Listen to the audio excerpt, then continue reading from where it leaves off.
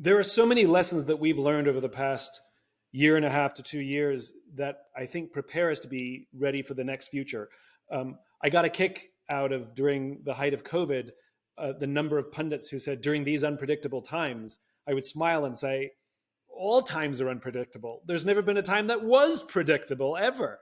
Um, all that happened was something that we didn't expect happened that reminded us that our lives and our work is unpredictable. And to future proof ourselves means being ready for the unpredictable. There's something called an infinite mindset. And those with an infinite mindset embrace surprise.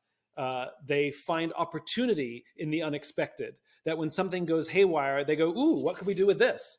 Versus a finite mindset, which likes to exert control and keep things very, very close and time frames short because they fear the uncertain. They fear anything that's off the plan.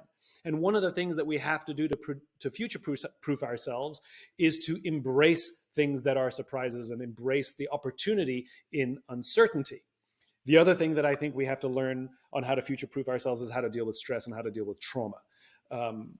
Whether somebody did well during COVID business-wise or whether they struggled business-wise, all of us suffered some sort of trauma. And when COVID first showed up, I called a friend of mine who's active duty military, and I asked him, when you're in combat, what do you do to compartmentalize your emotions so you can stay mission focused? My business blew up right in front of me, and I had to focus on my mission of rebuilding my business. I wanted to know how to control my emotions so I could get the work done that I had to get done. And he gave me a very sobering warning. He said, no one can compartmentalize their emotions. He says, we can do it for a short period of time, but everyone will suffer the trauma of combat, sometimes many months after we get home. And he said, you will go through it. Maybe not now, but you will go through it. And sure enough, about 4 or 5 months in, I started to feel extremely off my game. I called him up and I said, can I just ask you, what are your symptoms when you go through the trauma of combat? I asked no leading questions. I simply said, what are your symptoms? He said, well, one, I fall out of my sleep pattern. For some reason, I go to bed late for no reason, and I don't want to get up in the morning. And I thought to myself, yep. And he said, I become unproductive. And I rationalize it like, oh, you've been working hard. It's okay if you have an unproductive day or two.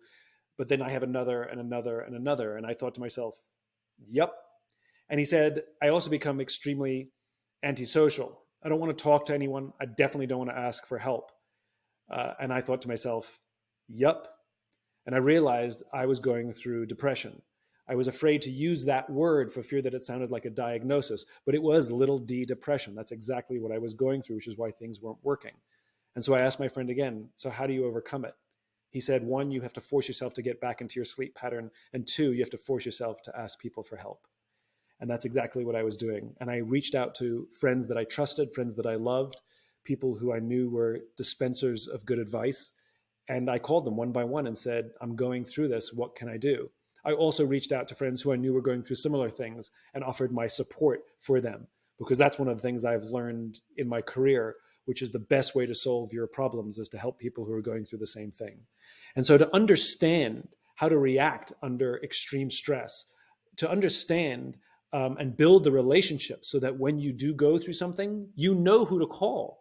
My rule during COVID, and I called all my A-type personality friends and gave them my rule, which is there's no crying alone.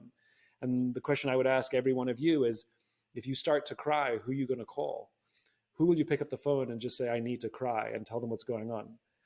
It is much healthier to know that someone will give you a shoulder and be there to support you no matter what you're going through.